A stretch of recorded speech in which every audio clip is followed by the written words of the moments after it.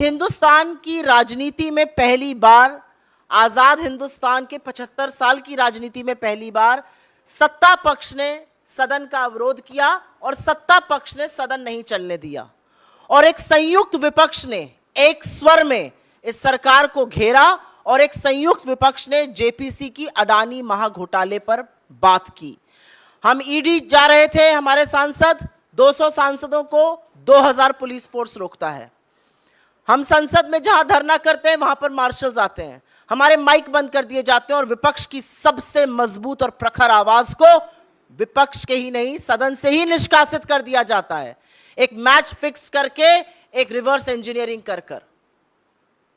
राहुल गांधी जी ने 7 फरवरी को सवाल पूछे अडानी पर और उनकी आवाज को बंद करने का काम लगा मोदी सरकार को कि वो कर देगी, लेकिन असलियत यह है कि जब समूचा विपक्ष एक साथ खड़ा होता है तो सरकार बौखला जाती है।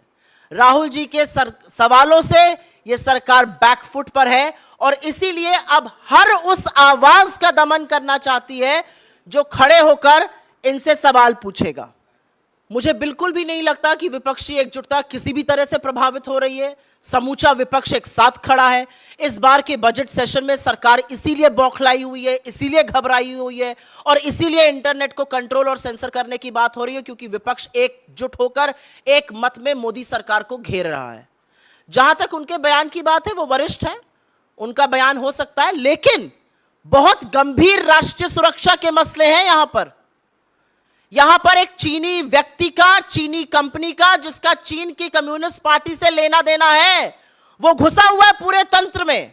उसको अडानी जी लेके गलबैया कर रहे हैं।